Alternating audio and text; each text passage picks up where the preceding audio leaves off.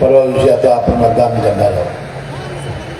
म्हणून मी कमनूर गावामध्ये थोडीशी माहिती घेतली.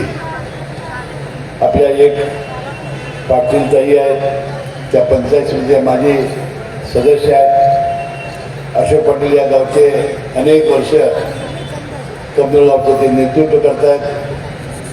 आणि ॲडव्होकेट शरद कांबळेसारखा एक अतिशय विद्वान असा एक वकील तुम्हाला या निमित्ताने उमेदवार म्हणून मिळालेले आहे. म्हणून या कमनूर गावामध्ये जे उमेदवार विरोधी पक्षाने उभे केलेले आहेत त्यांची काही दहशत आहे, काहीतरी गुंड आहेत असं मला कळालं. आता राष्ट्रवादी काँग्रेस पक्षासमोर अशी गुंड आणि बिंड आम्ही काय मानत नाही. आम्ही लोकांजवळ प्रेम करणारे, विकास कामावर प्रेम करणारे आणि त्यासाठी अहोरात्र कठोर मेहनत घेणारे आम्ही कार्यकर्ते आहोत. आणि म्हणून कुठल्याही दहशतीला न घाबरता आपण या वेळेला इतिहास घडवा. येणाऱ्या या निवडणुकीत आपण राष्ट्रवादीच्या तिन्ही उमेदवारांना निवडून देऊन अजितदादा पवार यांना मनापासून जे श्रद्धांजली वाहूया एवढी विनंती करण्यासाठी मी आज आपल्या गावामध्ये आलेलो आहे. पण आपल्या गावचे अनेक प्रश्न आहेत. आपलं गाव एक फार मोठं शहर झालेलं आहे. आपल्या गावामध्ये अनेक कामगार राहत आहेत, अनेक जाती धर्माचे लोक गुण्यागोविंदाने राहत आहेत. आणि त्याच्या समस्याही फार मोठ्या आहेत की आपल्या गावातील समस्या आजपर्यंत सत्तेवर असलेल्या लोकांना संपवता आल्या नाही. आणि त्याचा उल्लेख अशोक पाटलांनी केला की दिवसेदिवस या गावाचा विस्तार होतोय. या गावाच्या लोकांना सुविधा नाहीत. पाण्याची योजना अनेक वर्षे अडकून पडलेली आहे. कचऱ्याचे ढीग साठलेले आहेत. कधी जमलं तर माझ्या कागल शहरामध्ये या. आपल्याला कागल शहर एखादी सत्ता मिळाली की कसं आपण करू शकतो हे दाखवण्याचा प्रयत्न या निमित्ताने आम्ही केलेला आहे. गडील असेल, कागल शहर असेल.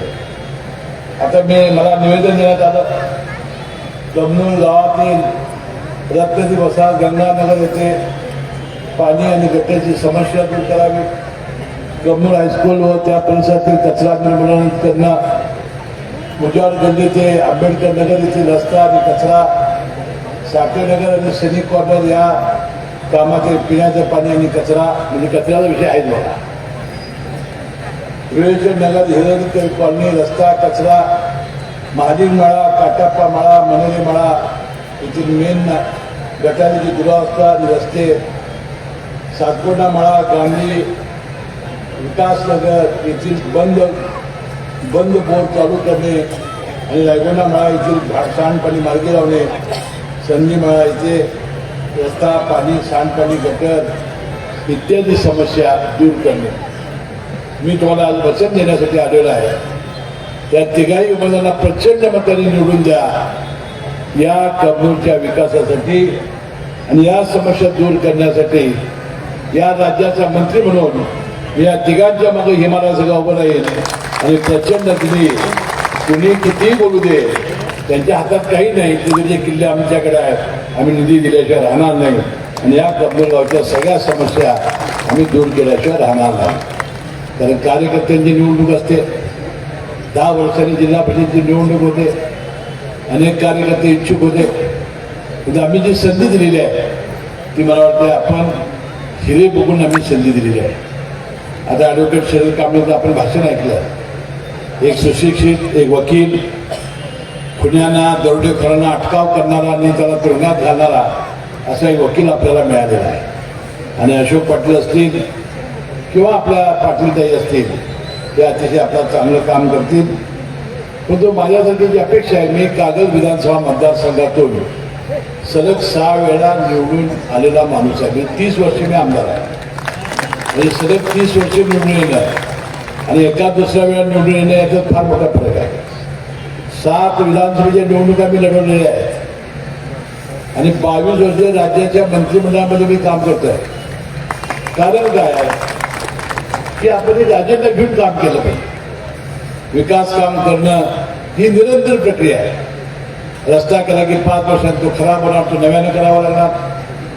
पिण्याची पाण्याची योजना केली की गाव वाढले की नवीन करावी लागणार. पाण्याच्या टाक्या वाढवाव्या लागतील, नळ बदलावे लागतील. हे 5 वर्ष त्याला करावंच लागेल.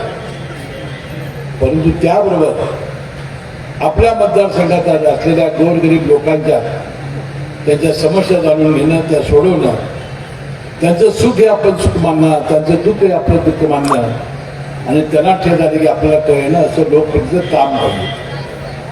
पण शेतकऱ्यांचे सुद्धा आम्ही 20 शेतकरीचं माफ केलं, त्याला शेतकरी सन्मान योजनेचा अनेक निधी दिला, कामगारांच्या अनेक योजना आणल्या, वस्त्रोद्योगासाठी अनेक सवलती आम्ही दिल्या आणि आपल्या या शहरामध्ये जी अनेक वर्ष राहत आहेत त्यांना स्वतःचं छत नाही.